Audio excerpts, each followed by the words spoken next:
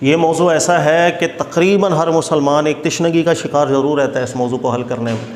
اس کی وجہ یہ کہ آپ نے دیکھا ہوگا بہت جگہوں پر، پاکستان میں تو بہت مقامات پہ اللہ کے نبی صلی اللہ علیہ وآلہ وسلم کے موئے مبارک شریف جو ہے اس کی زیارتیں ہو رہی ہیں۔ پاکستان کے علاوہ انڈیا میں بھی ہے، بنگلہ دیش میں بھی ہے، بہت مقامات پر۔ تو یہاں 4 نکات ایسے ہیں جس کو ہم نے اپنے ذہن میں رکھنا ہے، اور یہ محقق محمد بن صالح ان کی تحقیق ہے جس کو میں بیانی ہی کوڈ کر رہا ہوں۔ بہت اعلیٰ تحقیق کی ہے، نفیس تحقیق کی ہے۔ میرے نزدیک بھی ان 4 نکات سے آگے جا کر کے کوئی 5واں نقطہ نہیں ہے۔ پہلی بات ذہن میں رکھیے گا کہ اللہ کے نبی صلی اللہ علیہ وسلم کے آثار مبارکہ سے منسوب جتنی بھی چیزیں بھی دنیا میں اویلیبل ہیں، کہیں پر موئے مبارک شریف ہو، کہیں پر کرتہ مبارک ہو رسول اللہ صلی اللہ علیہ وسلم کا، کہیں امامہ شریف ہو، یہ سب ایک نسبت ہے نبی پاک علیہ الصلوۃ والسلام کی طرف ان کی، لیکن کوئی قطعی ثبوت نہیں ہے کہ ایکچولی یہ رسول اللہ صلی اللہ علیہ وسلم کے مبارک آثار ہیں۔ اس لیے کہ محققین کی ایک بہت بڑی فہرست ہے کہ جو شروع سے ذکر کرتی آئی ہے، خاص طور پر 9ویں اور 10ویں صدی ہجری سے، کہ اللہ کے نبی علیہ الصلوۃ والسلام کے جو ایکچولی آثار ہیں وہ مفقود ہو چکے ہیں۔ کسی کے پاس ایکچولی آثار موجود ہوں اس کی کوئی قطعی دلالت موجود نہیں، کوئی قطعی نسبت کسی کے پاس نہیں ہے۔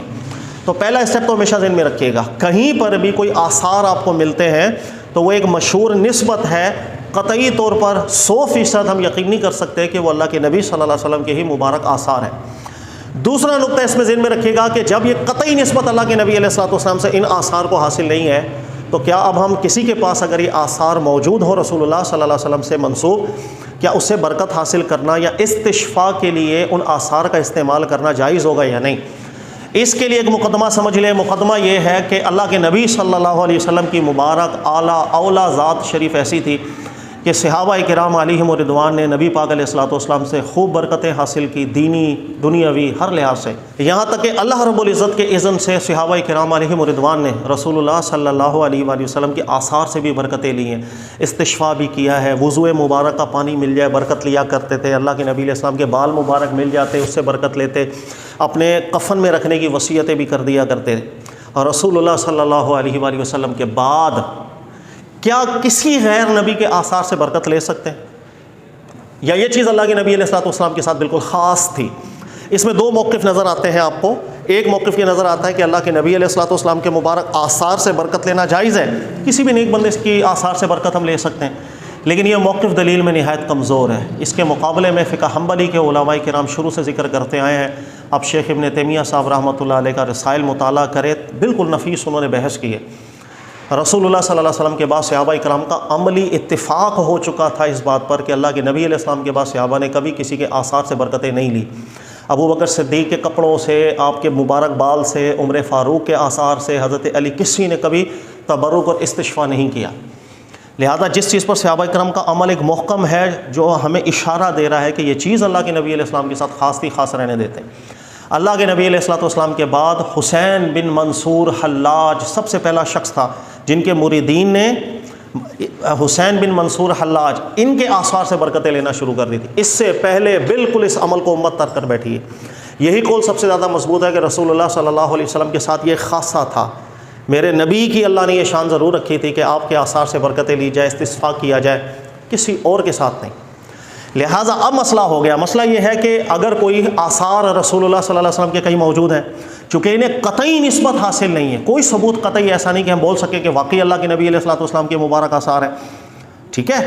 اس وجہ سے ہم 2 چیزوں کے اندر آ جاتے ہیں۔ اگر تو یہ ایکچولی رسول اللہ صلی اللہ علیہ وسلم کے مبارک آثار ہوں تو تبرک جائز ہونا چاہیے، لیکن اگر نہ ہوئے ایسی صورت کے اندر پھر ہم اس کام کی طرف چلے جائیں گے جس کو امت ترک کر بیٹھی ہے۔ لہذا احتیاط یہ ہے کہ نہ تو تبرک لینے کی اجازت ہے، نہ استشفاء کی اجازت ہے۔ اب محمد بن صالح صاحب کو ان کی مکمل تحقیق پڑھیں گے، نہ نفیس تحقیق ہے، بالکل ٹھیک بات انہوں نے ذکر کی ہے کہ جہاں پر ایک معاملہ مشتبہ ہو جائے اس کام کو چھوڑ دیا جاتا ہے تاکہ انسان غلط راہ پر نہ پڑ جائے۔ تیسرا نقطہ اس کے اندر سمجھنے والا یہ ہے کہ آثار رسول پاک صلی اللہ علیہ وسلم کے نام پر جھوٹ بہت بڑا گناہ ہے۔ یہ ایسا ہی ہے آپ نے اللہ کے نبی علیہ السلام کا نام لے کر جھوٹ بول دیا، یہ کوئی چھوٹا جھوٹ نہیں ہوتا۔ اس کی وجہ یہ ہے کہ پاکستان کے اندر بھی بہت سے مشاہدات ایسے ہیں کہ جھوٹے موئے مبارک رسول پاک علیہ السلام بنائے گئے، ان کو باکس میں رکھا گیا، پھر لوگوں کے لیے زیارتوں کے دروازے کھول دیے گئے۔ اس کے میں 2 واقعات آپ کو ذکر کرتا ہوں۔ ایک بالکل اپنا مشاہداتی واقعہ ذکر کر رہا ہوں۔ حیدرآباد کے اندر ایک بالکل فیملی تھی، ان کے پاس بھائی موئے مبارک رسول صلی اللہ علیہ وسلم۔ جب ان سے تحقیق کی گئی تو ان کی والدہ نے پتہ کیا بولا؟ ان کی والدہ نے کہا کہ ہماری دادی قرآن پاک پڑھی تھی تو قرآن کے اندر سے انہیں یہ موئے مبارک ملا تھا، انہیں شاید کوئی بشارت ہوئی تھی تو وہ قرآن کے اندر سے ان کو موئی مبارک ملا تھا، ہم نے اس کو پھر یوں سنبھال کے رکھ لیا، پھر لوگ اس کی زیارتیں کرتے ہیں۔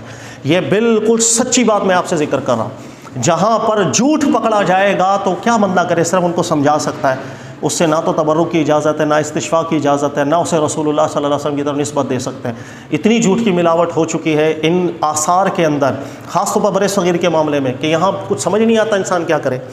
دوسرا واقعہ میں آپ کو ذکر کرتا ہوں کہ کچھ عرصہ پہلے کی بات ہے، کچھ سال پہلے کی، ہمیں ایک جگہ سے دعوت نامہ آیا کہ ہمارا پروگرام ہے سر، آپ نے بھی آنا ہے۔ میں نے کہا ٹھیک ہے جی آ جائیں گے۔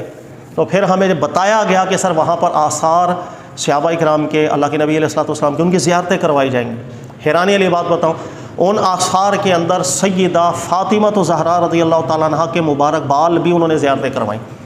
جس وقت مجھے اس چیز کا پتہ چلا میں نے ایکسکیوز کر لیا، بھائی میں اس محفل میں نہیں آ سکتا ہوں، جو مرضی آپ کر لیں۔ سر یہ کراچی کا مشہور ایریا ہے، آپ لوگ جانتے ہوں گے، جو جانتا ہوگا وہ بتائے گا کہ میں جھوٹ نہیں بول رہا۔ سیدہ فاطمہ زہرا رضی اللہ تعالیٰ عنہ کے مبارک بال کی زیارت کو، خدا کے واسطے کہاں سے آپ کو یہ مل گئے؟ وہ مبارک ہستیاں تھیں، وہ شرم و حیا والی ہستیاں تھیں، وہ کیسے ان کے بالوں تک رسائی مل گئی کہ آپ لوگ آج زیارت کروا رہے ہیں سیدہ فاطمہ زہرا رضی اللہ تعالیٰ عنہ کے مبارک بالوں کا؟ یہ بالکل جھوٹ ہے، اس میں کوئی سچائی نہیں ہے۔ ایسے جھوٹے جو تبرکات ہیں، ایسے یہ جیسے آپ نے اللہ کی طرف جھوٹ بول دیا، رسول اللہ صلی اللہ علیہ وسلم کی طرف جھوٹ بول دی۔ اور آخری نقطہ اس کے اندر ذہن میں رکھیے گا کہ بے ادبی کرنے کی اجازت نہیں ہے جب تک آپ کو کنفرم نہ ہو جائے یہ جھوٹے آثار ہیں۔ ایسا نہ ہو کہ آپ چاہے کچی نسبت ہے، چاہے آپ کے پاس 100% ثبوت نہیں ہے، لیکن مشہور ہے، لہذا بے ادبی کی طرف آپ مت جائیں۔ ہاں اسے تبرک اور اس سے استشفاء وغیرہ ایسے معاملات سے احتیاط کریں، اور جہاں پر جھوٹ پکڑا جائے کہ جھوٹے آثار بنائے ہوئے ہیں وہاں پر بالکل ان کے حوصلہ شکنی کرنی چاہیے، ورنہ یہ معاملہ بڑھتا چلا جاتا ہے اور اس سے بالکل ایک نظریات کے اندر فساد ہی پیدا ہوگا۔ اللہ تعالیٰ میں سمجھنے کی توفیق دے۔